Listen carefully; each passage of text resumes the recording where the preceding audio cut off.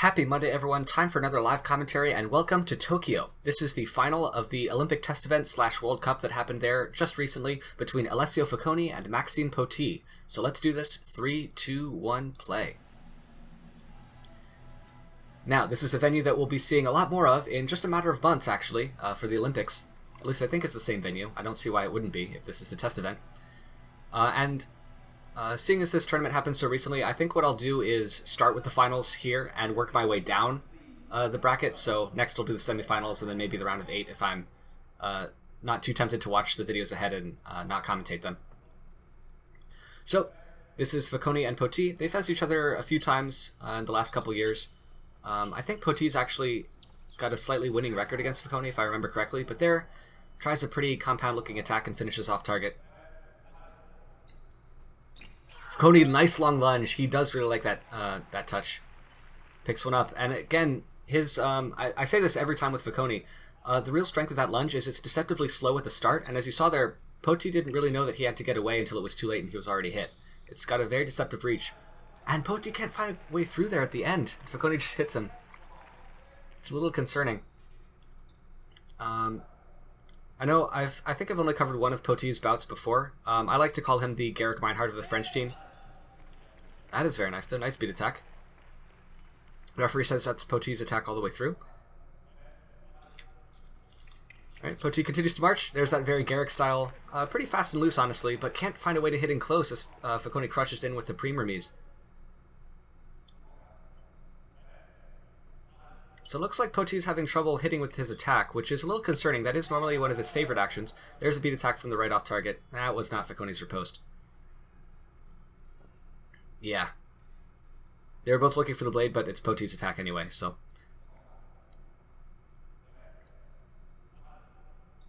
Alright, again, Pauty on the march. Foconi takes the blade. Okay, interesting idea with a kind of flick and 4 there. Foconi marches. Pauty gives him a lot of space. A few feints into it. Nothing too sincere yet. Okay. So Foconi's finishing. Oh, tried another step in with Prime, but Pauty found it that time. Now, that's twice now that Foconi has kind of feinted a very deep 4-flick, kind of tracing up and in with it. Oh, that is really cool. I like that visualization thing. That I know Yuki Ota has been working on that project. Oh no, Pauty! He tries the Meinhardt. Slash, I guess the Pauty you could call it as well, because he does that quite a bit too. That soaring into the air while trying to land a nice flick on the opponent's front shoulder. Unfortunately, though, not able to make it work that time. Okay, Foconi keeps marching. Again, Pauty's defense seems to be mostly just around giving him plenty of space. And we'll see if Foconi keeps favoring that really deep inside line. Here he goes again. Pauty's almost out of space, and Foconi hits him. Wow. Wow, that is a very impressive attack by him. Let's see. I like the slow motion. Yeah, Pauty really was out of options there, though. All you can really do there is flail. You can't really control the distance if you're that splayed out with your feet. Oh, Pauty feels just a little bit too fast, which honestly, he kind of prefers going that speed, if not a little faster than that even, but just not able to find the target here, unfortunately. So, knowing that, he decides to become Jeremy Cadeau for a little bit and do that classic French withheld running attack with the kind of falcon punch finish. Goes off target, though, unfortunately. He's having quite a bit of trouble hitting Foconi. Again, Foconi still tries that line again. It's a little higher that time with the blade. Still goes off target, I think, on Pauty's arm. So Pauty, very slow march. Foconi not really able to scare him into stopping. So Foconi, no! Oh, this is dicey for Pauty, though. Foconi really likes that situation where he can just go back and forth with the blades. He can be very tricksy with his blade work there. But Pauty's able to find an off target before things get too out of hand. So that is pretty nice for him. Oh, interesting. So the call is attack from the left is no. It's a pretty important call to keep in mind.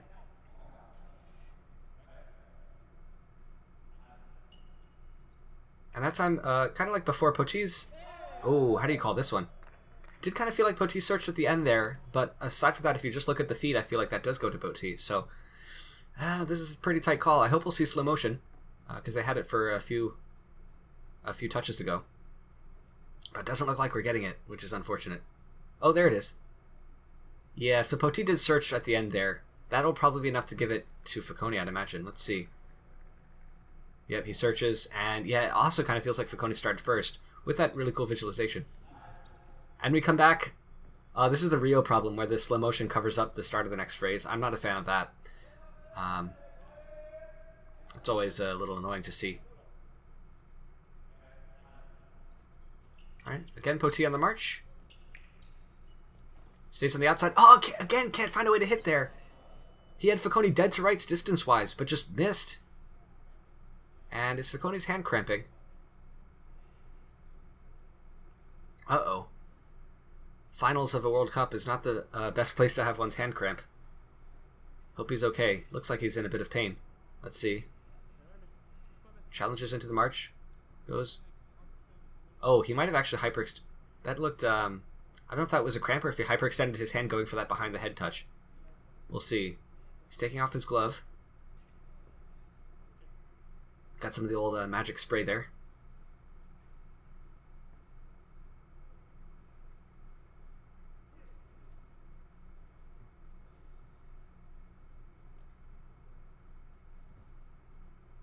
Alright, he is up 7-3 though, so this bout is going pretty well despite the injury.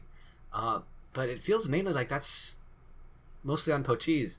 He's having so much trouble just hitting Foconi when the distance feels right for him, that I kind of worry about his long-term chances, especially if Foconi does even more to try and throw his aim off. I feel like it'll be next to impossible for him to score with his attack. On the other hand, Pauty has way more actions at his disposal than his attack, although we haven't really seen them just yet. Okay, Pauty continues to march. Does he stop? Referee says yes. Pauty asks for a video review there. I don't know. Slow motion here would be nice to see. But it did feel like there was a bit of a pause there by Pauty. The question is, did Foconi hit that timing well? Even with the slow motion, that's pretty tough to call. This will probably just come down to the ref's interpretation, honestly.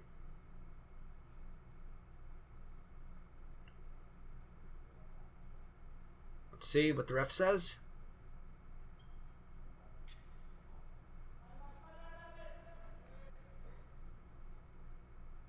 Okay. Looks like it's upheld. Pauty finishes. Foconi parries. Tries that same deceptively long lunge, but Pauty at least knows to get away from it this time. Here we go again. Foconi marches. Pauty keeping the blade out. Okay. Kind of a passive defense, though. He's not really doing too much to throw Foconi off, and now he's out of space, which didn't work well for him before, but he gets to march. Foconi, point in line. Pauty just takes it. Very slow start.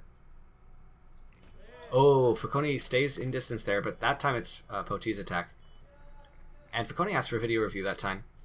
That one felt a little bit more cleanly in favor of Pauty. Yeah, he is changing lines at the end there, but that's not really a search. And he was, like, it's not like Foconi really broke out of distance there.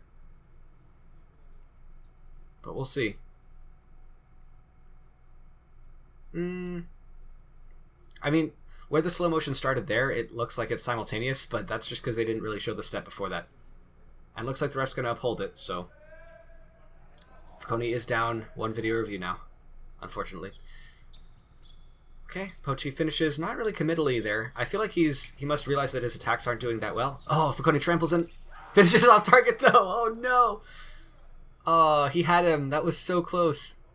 And such a good setup for a disappointing finish. Oh, that time though. Again, that long lunge by Foconi starts super slow, very controlled. Able to have good blade work at the end and a little bit of acceleration there just to make sure Pauty can't escape. Look at that. That is beautiful. That's probably as close to a perfection of lunges you can get at this level. Pauty tries to trample Foconi back, though. Can't find a way through, and he goes off target this time. So, both fencers had a pretty nice setup into a disappointing finish there at the end. Oh, Pauty's too big with the blade. Yeah, starts with a really big prep, and an easy counterattack for Foconi. Let's see that again in slow motion.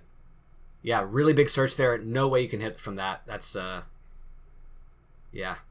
Distance is way too close to make that big of a search really effective. Okay, again, Pauty becomes Pauty becomes Jeremy Cadeau, and Foconi hits him behind the head. Although I think the referee said he had already passed by the time Foconi started that action, so no touch. Oh man, again, Pauty with a really big search. And Foconi gets a stop hit running away by the looks of things. The angle is a little bit weird. I couldn't exactly tell what was going on. But Foconi did run out of there pretty fast, so it felt kind of like a stop hit tempo to me. And Pauty opts to switch weapons at 4-11. No, probably a little bit late to do that, but it can't hurt. He could definitely use a little bit of time to think. And honestly, his blade might have actually been giving him some problems. He was having so much trouble turning lights on that I kind of wonder, he's normally so good at that. Maybe his blade did actually have something to do with it. Who really knows? At any rate, let's see if he can do anything and pull some touches back now. Foconi with a commanding lead, and it feels like it's been mostly off of Pauty's mistakes. Like he was having trouble hitting earlier, and then he just started to search really, really big before finishing. Kind of feels like he's losing a bit of focus. This long pause, though, is a great time to try and get that focus back. There's a lot of psychological tricks you can do to find the zone again. And this long break that Foconi's taking might actually be a bit detrimental for him. But we'll see.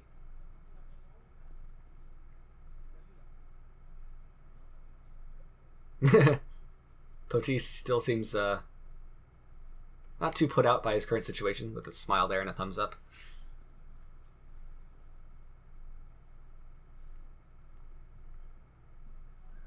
Alright, and here's Foconi again. Let's see, it's really on Pauty now to change things up and find some actions that work better than the ones he's been doing, which have been fairly shut down in short order. Still marches. Oh, again, Foconi with the twisty counterattack, and Pauty isn't able to finish. I don't know what you could do there, Pauty. Maybe pull the trigger a little bit sooner, because Foconi's staying very close to land that counterattack, and really on defense in general. Pauty's letting him get really close to him without really finishing. Let's see if he does the same thing here. Yeah, still pretty close. Parried post with the flick. It's another kind of hallmark action of Foconi's. And it still feels like Pauty's walking into these. Again, Jeremy Cadeau-esque running attack. Goes off target, though. That one was a little bit less withheld than Cadeau likes to do, though. Foconi, long double advanced lunge. Oh, Pauty, that's so big with the blade. No, that's... yeah. Honestly, I feel like Pauty's heart just may not be in it. He's, like... this is way more fast and loose than even Pauty's norm. That's nice, though. Pretty tight beat attack there. Let's see if he can make more actions like that work. There are only 16 seconds. Goes withheld. Oh, again, Foconi manages to not get hit with that. Pauty's had very bad luck with that action as well. And he's not as big a user of that as Cadeau. But 13 seconds. Pauty attacks. Finds an off target as Foconi tries another stop hit. At this point, Foconi can really keep trying that as much as he wants. He only needs one touch to win, so... okay, 8 seconds. Are they going to let this go? Pauty seems to want to. And looks like they will. Yep. Little blade contacts there just to make sure the ref doesn't card them. And there we go. 1 minute on the clock with 5-14. So if you're Pauty, you really need to just... like, use this period, find the flow state, and then just get ready to buckle down, because Foconi is going to pull out all the tricks at his disposal just to try and find that one touch. It doesn't need to be a particularly pretty one. Oh, there's a few slow motions. But yeah, that... Pauty just feels so disorganized now. Like that... I mean, I get the idea of like a feint and preem into finishing on the outside. Oh, wow, that is... okay, the animation's a little bit more discombobulated than the fencers actually are, but I appreciate the gesture. Yeah, and there's Foconi's classic behavior in between periods, just sitting with his head down, just drinking in what his coach is giving him. Okay, let's see. Pauty's got to find some like miracle change of something. Change tactics, maybe change what distance he's finishing at. Something's got to change. And Foconi only needs one, so for him it'll probably just be a waiting game, waiting for a mistake by Pauty, and that's all he'll need. We'll see. Hopefully this won't be a super disappointing second period. I'd like to see Pauty come back a few touches, if not more. Okay, that'll... Oh no! I was going so well for Pauty with the strong parry 6 off the line, looking for an infighting touch, but Foconi just beats him with behind the head. And that's 15-5. Unfortunately, it was a very disappointing second period. But with that, Foconi is going to win the Tokyo Test event. If this tournament were to take place about 7 months from now, he would be an Olympic champion. But of course, that'll have to wait. And I think I'm going to move straight on to the semifinals, so I'll see you then. Until that video comes out, as always, stay sharp.